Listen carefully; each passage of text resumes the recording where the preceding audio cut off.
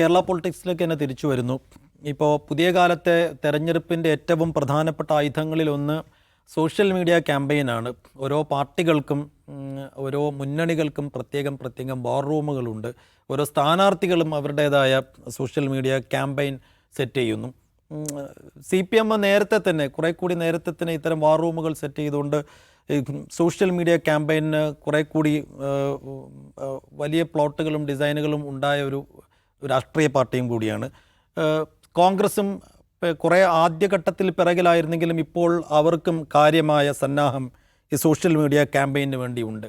പക്ഷേ ഏറ്റവും പുതുതായി വന്നിരിക്കുന്ന വാർത്ത, ഈ സോഷ്യൽ മീഡിയ ക്യാമ്പയിന് വേണ്ടി CPM സെറ്റ് ചെയ്തിരുന്ന എന്നുവെച്ചാൽ AKG സെൻട്രൽ കേന്ദ്രീകരിച്ച് AKG സെൻട്രലിൽ തന്നെ പ്രത്യേകം രൂപീകരിച്ചിരുന്ന ഒരു സൈബർ ടീമിൽ കാര്യമായ അനൈക്യവും ഭിന്നതയും ഉണ്ടായിരിക്കുന്നു എന്നതാണ്.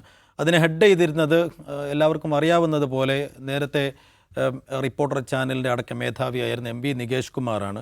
അപ്പോൾ MV നികേഷ് കുമാറിൻ്റെ പല പ്ലാനുകളോടും അതിൻ്റെ അദ്ദേഹത്തിന് താഴെത്തട്ടിലുണ്ടായിരുന്ന അവിടുത്തെ ദേശാഭിമാനിയിലെ പ്രധാനപ്പെട്ട ന്യൂസ് എഡിറ്റേഴ്സൊക്കെ ആയിരുന്ന ആളുകൾക്ക് വിയോജിപ്പുകളുണ്ട്. ആ വിയോജിപ്പ് ഇപ്പോൾ പരസ്യമായൊരു പൊട്ടിത്തെറിയിലേക്ക് എത്തിയിരിക്കുന്നു. അപ്പോൾ CPMൻ്റെ സൈബർ ടീമിൽ കാര്യമായ അനൈക്യമുണ്ടാകുന്നു എന്ന വാർത്തകൾ പുറത്തു വരികയാണ്. ഒപ്പം തന്നെ കൂട്ടിച്ചേർക്കേണ്ട കാര്യം, സമീപകാലത്ത് CPMൻ്റെ പല സൈബർ ഓപ്പറേഷനുകളും പാളുന്നു എന്ന ഒരു ആരോപണം, വിമർശനം ഇപ്പുറത്ത് കോൺഗ്രസ് അടക്കം ഉന്നയിക്കുകയും ചെയ്യുന്ന പശ്ചാത്തലം കൂടി ഇതിനുണ്ട്. അപ്പോൾ ഈ CPMൻ്റെ സൈബർ ടീമിൽ എന്താണ് സംഭവിക്കുന്നതെന്നാണ് ആദ്യമായി സംസാരിക്കുന്നത്. നിഷാദ്, എന്താണ് ഈ സൈബർ ടീമിൽ ഏറ്റവും ഒടുവിലായി സംഭവിച്ചത്? CPIഎമ്മിൻ്റെ സൈബർ സ്ട്രാറ്റജി എന്തുമാത്രം സക്സസ്ഫുള്ളായി പോകുന്നുണ്ട് എന്ന ക്വസ്റ്റ്യൻ അവിടെയുണ്ട്. കഴിഞ്ഞ കുറേ കാലമായിട്ട് നമ്മൾ ഈ സൈബർ സ്പേസിനെ ഡ്രൈവ് ചെയ്യുന്ന ആരാണ്, ആർക്കാണ് അവിടെ ഡോമിനൻസ് എന്ന വിഷയം ഡിസ്കസ് ചെയ്യുന്നതാണ്. ഒരു കാലത്ത് കേരളത്തിലെ ഏത് നരേറ്റീവ് ഉയർന്നു നിൽക്കണം, ഏത് തരത്തിലുള്ള അഭിപ്രായ രൂപീകരണം ഉണ്ടാവണം എന്ന കാര്യത്തിൽ CPMനൊരു ഡോമിനൻസ് ഉണ്ടായിരുന്നു. അവരായിരുന്നു കാര്യങ്ങൾ തീരുമാനിക്കുക, അവരായിരുന്നു നീണ്ട കുറിപ്പുകൾ പ്രസിദ്ധീകരിക്കുക, അവർക്കൊരു വലിയ പടയുണ്ടായിരുന്നു എല്ലാ അർത്ഥത്തിലും. അതിപ്പോൾ സൈദ്ധാന്തിക കാര്യങ്ങളാണെങ്കിൽ അങ്ങനെ, പിറ്റി പൊളിറ്റിക്സ് ആണെങ്കിൽ അങ്ങനെ, ഏത് കാര്യത്തിലും ഇടപെടാനും അഭിപ്രായ രൂപീകരണം സാധ്യമാക്കാനും കഴിയുന്ന ഒരു ഡോമിനൻസ് ഉണ്ടായിരുന്നെങ്കിൽ സത്യം പറഞ്ഞാൽ ഇപ്പോൾ അതിൽ നിന്ന് ആ പാർട്ടി ദുർബലമാണ് എന്ന് കാണാം. അത് ഈ 10 വർഷം ഭരിക്കും. ഞാൻ നേരത്തെ പറഞ്ഞുകൊണ്ട് പറഞ്ഞിട്ടുണ്ട്, 10 വർഷത്തെ ഭരണം സർക്കാരിൻ്റെ കേവല സംരക്ഷണം മാത്രമാണ് നമ്മുടെ ഉത്തരവാദിത്തം. നമ്മുടെ രാഷ്ട്രീയ ഐഡിയോളജിയുടെ സംരക്ഷണം നമ്മുടെ ബാധ്യതയല്ല എന്ന് വിചാരിക്കുന്ന ഒരു കൂട്ടമായിട്ട് മാറിപ്പോയതിൻ്റെ കുഴപ്പമുണ്ട്. അപ്പോൾ ആക്രമണം, പ്രത്യാക്രമണം പോലുള്ള പരിപാടികൾ മാത്രമായി ഇത് കേന്ദ്രീകരിച്ചതിൻ്റെ കുഴപ്പമായിട്ട് നമ്മളതിനെ കാണണം. രണ്ടാമത് ഇപ്പോൾ കൊണ്ടുവരുന്ന ഈ സൈബർ സ്ട്രാറ്റജീസ് എന്തുമാത്രം വിജയകരമാണെന്ന് ചോദിച്ചാൽ, ഇപ്പോൾ ഏറ്റവും അവസാനം കണ്ടതാണ് ഇരുണ്ട കാലം എന്ന് പറഞ്ഞ ഒരു വെബ്സൈറ്റ് ഉണ്ടാക്കിയിട്ടുണ്ട്. ആ വെബ്സൈറ്റിൽ പോയാൽ നിങ്ങൾക്ക് എന്താണ് UDFൻ്റെ കാലത്തെ 10 വർഷം മുമ്പുള്ള UDFൻ്റെ കാലത്തുണ്ടായിരുന്ന ഭരണപരമായ വീഴ്ചകളുണ്ട്, അത് തിരിച്ചു വരണമോ വേണ്ടയോ എന്ന കാര്യത്തിലുള്ള നിങ്ങളുടെ അഭിപ്രായം നിങ്ങൾക്ക് അപ്പോൾ രൂപീകരിക്കാൻ പറ്റുമെന്നാണ് ഉണ്ടാക്കിയിരിക്കുന്നത്. ഞാനത് തുറന്നു നോക്കി കേട്ടോ. അത് തുറന്നു നോക്കുമ്പോൾ അതിനകത്ത് ഒരുപാട് കോമഡിയുണ്ട്. ഒന്നാമത്തെ കാര്യം, അതിലവർ ചൂണ്ടിക്കാണിക്കുന്നൊരു കാര്യമാണ്, K. ബാബുവിൻ്റെ പടം വെച്ചൊരു സാധനമുണ്ട്, ബാർ കോഴ കേസ് തിരിച്ചു വരണോ എന്നാണ് ഒരു ചോദ്യം. അപ്പോൾ ബാർ കോഴ കേസ് എന്ന് പറയുമ്പോൾ CPMൻ്റെ സമരചരിത്രത്തിലെ ശ്രദ്ധേയമായ ഒരു ഏടാണ്. അതിൽ വെക്കേണ്ട പടം KM മാണിയുടെ പടമാണ്, അല്ലേ? KM മാണിയുടെ പടം എന്നല്ല, K. ബാബുവിൽ മാത്രമായി അതിനെ പരിമിതപ്പെടുത്തിയിരിക്കുകയാണ്. അപ്പോൾ ബാർകോഴ കേസ് എന്ന് വെച്ചാൽ എന്താണ്? മലയാളിയുടെ ഓർമ്മയെ അങ്ങോട്ട് പരിഹസിക്കരുത്. ബാർകോഴ കേസ് KM മാണി ഇൻവോൾവ് ആയിട്ടുള്ള കേസാണ്. ആ കേസിനകത്ത് കെടാത്ത തീയും ചാകാത്ത പുഴുക്കളുമുള്ള നരകത്തിൽ മാണി വീണുപോകുന്നത് എനിക്ക് ആലോചിക്കാനേ വയ്യ എന്ന VSൻ്റെ പ്രസംഗം, ശ്രദ്ധേയമായ പ്രസംഗം ഓർമ്മയാണ്. മാണിക്കെതിരെയാണ്. ഈ അഴിമതി കേസിൽപ്പെട്ട മാണി ബജറ്റ് അവതരിപ്പിക്കാൻ പറ്റില്ല എന്നുകൊണ്ടാണ് ശിവൻകുട്ടി സഖാവ് മുകളിൽ കയറിയിട്ട് കമ്പ്യൂട്ടർ എടുത്ത് താഴെ കളയുന്നത്. അത് നമുക്ക് ഓർമ്മയുള്ളൂ. അതിന് താഴെയുള്ള കമൻറ്റുകളിലൊക്കെ എവിടെ നോട്ടുണ്ടെന്ന് മെഷീൻ എവിടെ? അപ്പോൾ K. ബാബുവിനെ വെച്ചിട്ട് ഈ കാലം തിരിച്ചു വരണമെന്ന് ചോദിക്കുകയാണ്. ആ കാലത്തിലെ പ്രധാനപ്പെട്ട ഒരു സ്റ്റേക്ക് ഹോൾഡറെ എടുത്ത് സ്വന്തം പാളയത്തിലാക്കിയിട്ട് ആ പാർട്ടിയുടെ പ്രധാന നേതാവിനെ മധ്യമേഖലാ ജാഥയ്ക്ക് അയച്ചിട്ട് ചോദിക്കുകയാണ്, ബാർകോഴ കേസ് തിരിച്ചു വരണം. അപ്പോൾ ഓർമ്മിപ്പിക്കാനുള്ള പരിപാടിയാണെങ്കിൽ വല്ലാത്ത ഓർമ്മിപ്പിക്കലായി പോകും എന്ന ക്വസ്റ്റ്യൻ അതിനകത്തുണ്ട്. അപ്പോൾ അതാണ് KM മാണിയെ വിട്ടുകളയുക. വർഗീയത പടർത്തുന്ന MLAമാർ നമുക്ക് വേണോ? 10 വർഷം മുമ്പ് ഉണ്ടായിരുന്നതാണെന്ന് ഇവിടെ മന്ത്രി ഇറങ്ങി എന്നിട്ട് പറയാണ്, മലപ്പുറത്തും കാസർഗോഡും ജയിക്കുന്ന ആൾക്കാരുടെ പേര് നോക്ക് എന്ന്. AK ബാലനെ പോലുള്ള മുതിർന്ന കേന്ദ്ര കമ്മിറ്റി അംഗങ്ങളായിരുന്ന ആൾക്കാർ ഇറങ്ങി എന്നിട്ട് പറയുകയാണ്, വർഗീയത പറയുന്ന ആൾക്കാരെ ചേർത്ത് പിടിച്ച് ആനയിക്കുന്നു, കെട്ടിപ്പിടിക്കുന്നു എന്നിട്ട് ചോദിക്കുകയാണ്, 10 വർഷം മുമ്പ് പറഞ്ഞ വർഗീയതയെ ഓർമ്മയുണ്ടോ? ഇതപ്പം എടുക്കണം, എന്നിട്ട് അത് നിങ്ങൾക്ക് വേണോ എന്ന് ചോദിക്കുകയാണ് ഇതിനകത്ത്. ഓർമ്മപ്പെടുത്തലിനെ കുറിച്ച് ഞാൻ പറയുകയാണ്. മറ്റൊരു അപകടകരമായ കാര്യം വെച്ച് മൂന്നാമത്തെ പടം നോക്കണം, മുസ്ലിം ലീഗിന് 5ാം മന്ത്രി. അപ്പം മുസ്ലിം ലീഗിന് ആദ്യം, അതിന് താഴെ എഴുതിയിട്ടുണ്ട്, മുസ്ലിം ലീഗിന് ആദ്യം 4 മന്ത്രിയാണ് കോൺഗ്രസ് കൊടുത്തത്. അഞ്ചാമതൊരു മന്ത്രി കൂടി വേണമെന്ന് ലീഗ് ആവശ്യപ്പെട്ടു. അത് സമ്മർദ്ദത്തിലൂടെ ലീഗ് വാങ്ങിയെടുത്തു. ഇത്ര എഴുതിയിട്ടുള്ളൂ, വേറെ ഒന്നുമില്ല. അപ്പോൾ ഒരു മുന്നണിക്കകത്ത് മുസ്ലിം ലീഗിനെ പോലെ ഒരു പാർട്ടിക്ക് 5 മന്ത്രിസ്ഥാനം കൊടുത്തത് ആ കാലത്തെ ഒരു കുഴപ്പമായിരുന്നു എന്നിവർ സ്ഥാപിക്കുന്നതിൻ്റെ യുക്തി എന്താണ്? അല്ലെ അത് വിശദമായി പറയണം, അത് നമ്മുടെ സെക്കുലർ ഫാബ്രിക്കിനെ തകർത്തുവന്നോ അല്ലെങ്കിൽ മറ്റു പ്രശ്നങ്ങളുണ്ടാക്കി സംഘർഷങ്ങൾ എന്നൊക്കെ എഴുതിയാൽ മനസ്സിലാവും. മുസ്ലിം ലീഗ് സമ്മർദ്ദത്തിലൂടെ 5 മന്ത്രിമാരെ വാങ്ങിയെടുത്തു. ആ മുന്നണിക്കകത്ത് ഏതെങ്കിലും പാർട്ടി മുസ്ലിം ലീഗിന് 5 മന്ത്രിസ്ഥാനോ RSPക്ക് 5 മന്ത്രിസ്ഥാനം ഏതെങ്കിലും കൊടുക്കട്ടെ, അതിന് ഇവർക്കെന്താണ്? അത് ഇവരുടെ കാലത്തെ ഒരു പ്രശ്നമായിരുന്നു. മുസ്ലിം ലീഗിന് 5 മന്ത്രിമാരെ കൊടുക്കുന്ന ഒരു മുന്നണി വരണോ എന്ന് പറയുന്ന അപകടകരമായ ചോദ്യം നൈസായി ചോദിച്ചിരിക്കുകയാണ്. അതും കേരളത്തിലെ ആൾക്കാർ തമ്മിലുള്ള പ്രശ്നം. കേരളത്തിലെ ആൾക്കാർക്കുള്ള പ്രശ്നം എന്താണ്? മുസ്ലിം ലീഗ് 5 മന്ത്രിസ്ഥാനമാണെങ്കിൽ അപ്പോൾ മുസ്ലിം ലീഗ് മുഖ്യമന്ത്രിയാണ്, എന്താ കുഴപ്പമെന്തായിരുന്നു? അപ്പോൾ മുസ്ലിം ലീഗിന് 5 മന്ത്രിമാരെ കൊടുത്ത മുന്നണി വരണോ എന്ന ചോദ്യം ചോദിച്ചിരിക്കുന്നു. ഇതിനകത്ത് എന്ത് കാണേണ്ട കാര്യമാണ്? മറ്റൊന്നെന്താണ്? അനധികൃത സ്വത്ത് സമ്പാദന കേസിൽ പെട്ടിട്ടുള്ള ആൾക്കാർ പടമൊക്കെ വെച്ചിട്ടുണ്ട്. അനധികൃത സ്വത്ത് സമ്പാദന കേസിൽ പെട്ടിട്ടുള്ള ആൾക്കാരാണ്. സർക്കാരിൻ്റെ കീഴിലുള്ള MR അജിത് കുമാർ അനധികൃത സ്വത്ത് സമ്പാദന കേസ് അന്വേഷിച്ചുകൊണ്ടിരിക്കുകയാണ്. മുഖ്യമന്ത്രിയുടെ മകൾക്ക് കിട്ടിയ 1,72,00,000 രൂപ എന്തിനാണെന്നുള്ളത് ഇപ്പോഴും മനുഷ്യന്മാർക്ക് തിരിഞ്ഞിട്ടില്ലാത്ത കാര്യമായിട്ട് അവിടെ നിൽക്കുകയാണ്. പിന്നെ രക്തസാക്ഷി ഫണ്ട് തട്ടിപ്പുള്ള കാര്യങ്ങൾ വേറെ, അത് പോട്ടെ, അത് പിന്നെ പൊതുഖജനാവിൻ്റെ വിഷയമല്ല. പക്ഷേ ഈ പൊതുഖജനാവുമായി ബന്ധപ്പെട്ടുള്ള ആരോപണങ്ങൾ ഇവർക്ക് നേരിടുന്നില്ല ഇവർ. അപ്പോൾ അത് അവർ വീണ്ടും ഓർമ്മിപ്പിക്കുകയാണ്. പിന്നെയുള്ളതാണ് കുപ്രസിദ്ധനായ ഒരു സ്വാമിക്ക് ഭൂമിദാനം കൊടുത്തു UDF സർക്കാർ, ഓർമ്മിപ്പിക്കുകയാണ്. ശ്രീ M എന്ന് പറഞ്ഞൊരു കക്ഷിക്ക് ഭൂമിദാനം കൊടുത്തത് ആരാണ്? പിണറായി വിജയൻ സർക്കാരിൻ്റെ കാലത്ത് കൊടുത്താണ്. അപ്പോൾ ഓർമ്മിപ്പിക്കുക എന്ന് പറയുമ്പോൾ ഞാൻ പറഞ്ഞില്ലേ, നമ്മൾ പറയില്ലേ എവിടെ വെടിവെക്കുക, കാലിന് വെടിവെക്കുന്ന തരത്തിലുള്ള പരിപാടികളാണ്. സോളാർ കേസ് ഓർമ്മിപ്പിക്കുന്നത്, സോളാർ കേസ് അവർക്ക് ഓർമ്മിപ്പിക്കാവുന്നതാണ്. അപ്പോൾ ഇവിടെ വേറെ ഒരുപാട് കേസുകൾ, ശബരിമല പോലുള്ള സംഭവങ്ങൾ വേറെ കിടക്കുകയാണ് എന്ന കാര്യം ഓർക്കണം. അപ്പോൾ അതുകൊണ്ട് ഈ ഓർമ്മിപ്പിക്കാൻ എടുത്തുക്കുന്ന പവർ കട്ട് അവരെപ്പോഴും പറഞ്ഞത് അതൊക്കെ അവർക്ക് ഓർമ്മിപ്പിക്കാവുന്ന കാര്യം കേട്ടോ. അപ്പോൾ 10 വർഷം മുമ്പുണ്ടായിരുന്ന UDF ഭരണകാലത്തിലെ ഈ സംഗതികളൊക്കെ വരണോ എന്ന് ചോദിക്കുമ്പോൾ അതേ സംഗതികളുടെ ഏതെല്ലാമോ തരത്തിലുള്ള റിപ്പിറ്റേഷനോ അല്ലെങ്കിൽ അവരുടെ മുൻകാല സർക്കാരുകൾ ഉണ്ടായിരുന്ന സംഗതികൾ നമുക്ക് കാണാൻ പറ്റും. അപ്പോൾ 10 വർഷം മുമ്പത്തെ സർക്കാരിലുണ്ടായിരുന്ന പ്രശ്നങ്ങളെ ഓർമ്മിപ്പിക്കുമ്പോൾ ഇതിന് മുമ്പുണ്ടായിരുന്ന UDF സർക്കാരിൻ്റെ LDF സർക്കാരിൻ്റെയും മുമ്പുള്ള കാലവും അതിലെ വിവാദവും സോളാർ കേസ് ഇല്ല ഇതിനകത്തുണ്ട്. ഇല്ല, സോളാർ കേസ് ഇല്ല. ഈ ഇരുണ്ട കാലത്തിലോ? ഉണ്ട്, ചേർത്തിട്ടുണ്ട്. ആരുടെ പടം വെച്ച് അത് ഓർമ്മിപ്പിക്കുന്നുണ്ട്. സോളാർ കേസ് ഓർമ്മിപ്പിക്കും. സോളാർ കേസിൻ്റെ അതിൻ്റെ ഉമ്മൻചാണ്ടിയുടെ പടം വെച്ചിട്ടില്ല. അതെനിക്ക് ശ്രദ്ധിച്ചില്ലാട്ടോ, ഓർമ്മയില്ല, നോക്കണം. അപ്പോൾ അതിൻ്റെ സോളാർ കേസും അതിൻ്റെ പരിണതിയും അതിനകത്ത് അതിൻ്റെ സ്റ്റേക്ക് ഹോൾഡേഴ്സ് ഇടപെട്ടവർ തുടങ്ങിയ കംപ്ലീറ്റ് കാര്യം ഓർക്കേണ്ടി വരുമല്ലോ. ജനമെല്ലാം ഓർക്കും. സോളാർ കേസ് ഓർമ്മിപ്പിച്ചാൽ അത് ഫൈനലി എന്താണ് സംഭവിച്ചതെന്നും ഇപ്പോൾ ഉമ്മൻചാണ്ടിയുടെ ഒരു സ്റ്റാറ്റസ് എന്താണ് എന്ന കാര്യം ഓർക്കേണ്ടതാണ്. അപ്പോൾ എനിക്ക് തോന്നുന്നു അത് ആ നിലയ്ക്ക് ഒരു അത്ര സുഖകരമായി അവർക്ക് ഗുണപരമായി മാറുന്ന ഒരു സംഗതിയാണെന്ന് എനിക്ക് തോന്നുന്നില്ല. പിന്നെ രണ്ടാമത്തതേ, 10 വർഷം മുമ്പുണ്ടായിരുന്ന ഒരു സർക്കാരിനെ ആൾക്കാർ കാണുന്നത് അന്നത്തെ UDFും അന്നത്തെ അതിൻ്റെ ലീഡർഷിപ്പുമാണ്. അന്ന് ആര്യാടൻ മുഹമ്മദ് ഉണ്ടായിരുന്നു, അന്ന് ഉമ്മൻചാണ്ടി ഉണ്ടായിരുന്നു, വേറെ തന്നെ ഒരു ലീഡർഷിപ്പാണ്. ഇന്ന് UDFിനെ ആൾക്കാർ കാണുന്നു, ഇനി വീണ്ടും UDF ജയിച്ചാൽ ഉമ്മൻചാണ്ടി മുഖ്യമന്ത്രിയാകുമെന്നല്ലോ ആൾക്കാർ കാണുന്നത്. ഇനി ജയിച്ചാൽ VD സതീശൻ മുഖ്യമന്ത്രിയാകുമെന്നാണ് ആൾക്കാർ കാണുന്നത്. VD സതീശനെ കുറിച്ചുള്ള പെർസെപ്ഷൻ തന്നെ വേറെയാണ് അല്ലേ? അന്നത്തെ UDFിൻ്റെ നയങ്ങളാകമാനം VD സതീശൻ നടപ്പിലാക്കും. VD സതീശൻ വന്ന ഉടനെ കർണാടക നടപ്പിലാക്കാൻ ഉത്തരവിടും. അങ്ങനെയാണോ? VD സതീശൻ പുതിയൊരു വികസന കാഴ്ചപ്പാടും പുതിയൊരു കേരള ആശയവും അയാൾ മുന്നോട്ട് വയ്ക്കുന്നുണ്ട്. ആ ആശയത്തിനാണ് വോട്ട്, അല്ലാതെ ഉമ്മൻചാണ്ടിയുടെ 10 വർഷം മുമ്പത്തെ ഭരണത്തിനാണ് വോട്ടല്ല. അപ്പോൾ ആ കാഴ്ചപ്പാട് അവതരിപ്പിക്കുന്ന ഈ തിയറിക്ക് തന്നെ കുഴപ്പമുണ്ടെന്നാണ് എനിക്ക് തോന്നുന്നത്. അങ്ങനെ പിന്നോട്ട് പോയുള്ളതെല്ലാം എടുത്തുകൊണ്ട് വരിക. ബാലസഖാവ് ഇതൊന്നുമല്ല, ബാലസഖാവ് കൊണ്ടുവന്നിരിക്കുന്നത് മാറാട് കലാപം ചിലപ്പോൾ ഉണ്ടായേക്കുമെന്നുള്ളതാണ്. അപ്പോൾ അങ്ങനെ പിന്നോട്ട് പോയി എല്ലാം എടുത്തുകൊണ്ട് വലിച്ചുകൊണ്ട് വരാൻ നിന്നാൽ നമുക്ക് ഒരുപാട് കാര്യങ്ങൾ വലിച്ചുകൊണ്ട് വരേണ്ടി വരും എന്ന പ്രശ്നം അതിനകത്തുണ്ട്.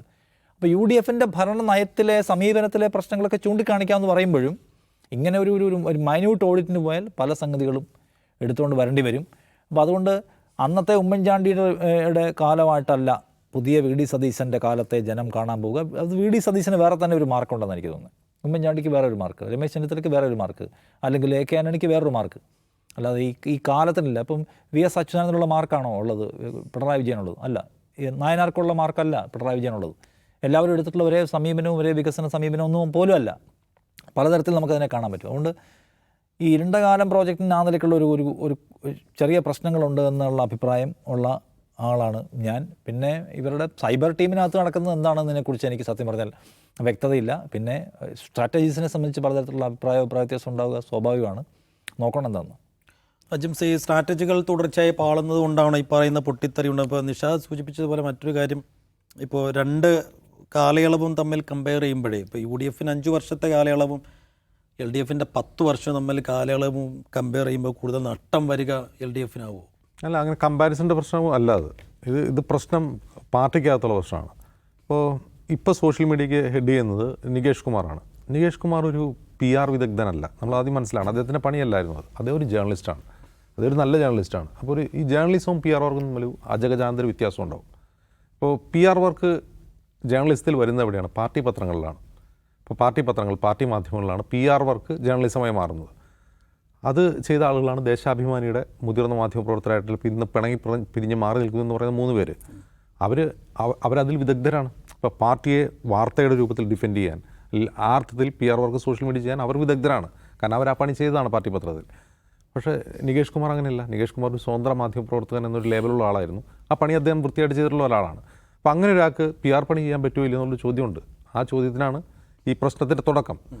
ഇപ്പോൾ ഈ രണ്ടാം പിണറായി വിജയൻ സർക്കാരിൻ്റെ കാലത്ത് ഇപ്പോൾ സോഷ്യൽ മീഡിയയിലെ അണികൾ പ്രധാനമായും പറയുന്ന കാര്യം, പാർട്ടി ഇപ്പോൾ സോഷ്യൽ മീഡിയ ശ്രദ്ധിക്കുന്നില്ല. നമുക്ക് മുമ്പ് അറിയാം, കാപ്സ്യൂൾ എന്ന വാക്കുണ്ടായ കാര്യം അറിയാം. അതിനു മുമ്പ്, എത്രയോ മുമ്പ്, അതായത് സോഷ്യൽ മീഡിയ വ്യാപകമാവുന്നതിന് മുമ്പ് തന്നെ സോഷ്യൽ മീഡിയയ്ക്ക് വേണ്ടി പ്രത്യേക വിഭാഗം ഉണ്ടാക്കിയ ഒരു പാർട്ടിയാണ് CPM. ആദ്യം തന്നെ അതിലേക്ക് ഇറങ്ങി പുറപ്പെട്ടത്. കോൺഗ്രസ്സൊക്കെ ഏറ്റവും അവസാനമാണ് വരുന്നത്, ഏറ്റവും ലാസ്റ്റ്. മുസ്ലിം ലീഗിനൊക്കെ അങ്ങനെ ഒരു സ്ട്രാറ്റജി ഉണ്ടെന്നൊന്നും അറിയില്ല. അവിടെ വാവ് പോയവനൊക്കെ കോടാജി എന്തൊക്കെയോ പറഞ്ഞുകൊണ്ടിരിക്കുകയാണ്. CPM പക്ഷേ സംഘടിതമായി തന്നെ സോഷ്യൽ മീഡിയ തുടക്കകാലത്ത് തന്നെ അതിനുവേണ്ടി പ്രത്യേക അണികളെ ഉണ്ടാക്കുകയും പരിശീലനം കൊടുക്കുകയും അത് വൃത്തിയായിട്ട് ചെയ്തു പോകുന്നൊരു പാർട്ടിയാണ്. പക്ഷേ ഈ സർക്കാരിൻ്റെ കാലത്ത് സോഷ്യൽ മീഡിയ പ്രവർത്തനം പോരാ എന്ന അണികൾക്ക് തന്നെ അഭിപ്രായമുണ്ട്. അത് കൃത്യമായി കാപ്സ്യൂളുകൾ എത്താത്തതിൻ്റെ കുഴപ്പം മാത്രമല്ല, അതിനൊരു സംഘടിത രൂപമില്ല, അതിനൊരു ഓറിയൻറ്റേഷൻ ഇല്ലാതെന്ന് തോന്നിപ്പിക്കുന്നുണ്ട്. കാരണം പാർട്ടിയുടെ ഈ പറയുന്ന നറേറ്റീവ്സ് ഈ സൈബർ അണികൾ പലരും ഷെയർ ചെയ്യുന്ന പോലുമില്ല. എന്ന് മാത്രമല്ല, പാർട്ടിയുടെ ഈ ബേസ് ക്യാമ്പുകൾ എന്നറിയപ്പെടുന്ന പാർട്ടി ഗ്രൂപ്പുകളുണ്ട്. പാർട്ടിയുടെ ഔദ്യോഗികവും അനൗദ്യോഗികമായ ഗ്രൂപ്പുകൾ. ഇപ്പോൾ പോരാളി ഷാജി ഞങ്ങളുടേതല്ല എന്ന് പറഞ്ഞ് കഴിഞ്ഞ തെരഞ്ഞെടുപ്പ് കാലത്ത് കൈയിടേണ്ടി വന്നു CPMന്.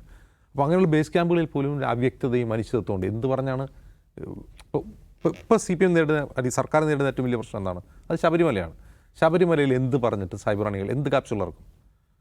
എന്തുകൊണ്ട് പത്മകുമാർ അകത്ത് കിടക്കുമ്പോൾ അയാൾ പാർട്ടിയിൽ നിന്ന് പുറത്താകുന്നില്ല എന്നൊരു ചോദ്യത്തിന് എന്ത് കാപ്സ്യൂൾ ഇറക്കി മറുപടി പറയും? അപ്പോൾ നമ്മൾ മനസ്സിലാക്കേണ്ട ഒരു കാര്യം, ഇപ്പോൾ സോഷ്യൽ മീഡിയയുടെ കാലത്താണെങ്കിലും സോഷ്യൽ മീഡിയ അല്ലാത്ത കാലത്താണെങ്കിലും കമ്മ്യൂണിസ്റ്റ് പാർട്ടികളെ സംബന്ധിച്ച്, CPM ഉൾപ്പെടെയുള്ള കമ്മ്യൂണിസ്റ്റ് പാർട്ടികളെ സംബന്ധിച്ച് അവർ മാധ്യമങ്ങളുടെ സഹായത്തോടെ അല്ല ജനപിന്തുണ നേടിക്കൊണ്ടിരുന്നു.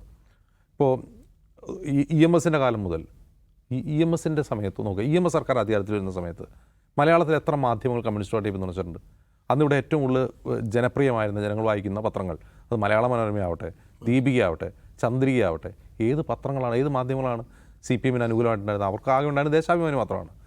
അപ്പോൾ ആ പത്രങ്ങൾ, ദേശാഭിമാനി അന്നുണ്ടായിരുന്ന പത്രങ്ങൾ, അന്ന് പാർട്ടി പത്രങ്ങൾ മാത്രമാണ് അതിനെ പിന്തുണച്ചുകൊണ്ടിരുന്നത്. ഇപ്പോൾ മലയാളത്തിലെ പ്രമുഖരായ മാധ്യമങ്ങളൊന്നും കമ്മ്യൂണിസ്റ്റ് പാർട്ടി പിന്തുണച്ചിട്ടല്ല കമ്മ്യൂണിസ്റ്റ് പാർട്ടി അധികാരത്തിൽ വന്നത്. പിന്നീടുള്ള കാലത്തും അങ്ങനെയല്ല. LDF സർക്കാരുകൾ അധികാരത്തിൽ വന്നത് ഏതെങ്കിലും മാധ്യമ പരിലാളനം കൊണ്ടല്ല. എവിടെയാണ് കമ്മ്യൂണിസ്റ്റ് പാർട്ടിയുടെ സ്ട്രെങ്ത് എന്ന് പറഞ്ഞാൽ, അവർക്ക് അവരുടെ പോളിസി ജനങ്ങളുടെ മുമ്പിൽ ചെന്ന് വൃത്തിയായിട്ട് നേർക്ക് നേരെ പറയാൻ പറ്റും. ഒരു വീട്ടിലേക്ക് കയറി ചെന്നാൽ ഇരിക്കാൻ പറയും, ഇരുന്നിട്ട് ജനങ്ങളോട് രാഷ്ട്രീയം പറയാൻ കഴിയുമായിരുന്നു. ഇന്ന് ആ ശേഷി നഷ്ടപ്പെടുന്നു. അതിന് സാമൂഹിക മാധ്യമങ്ങൾ ബദലല്ല.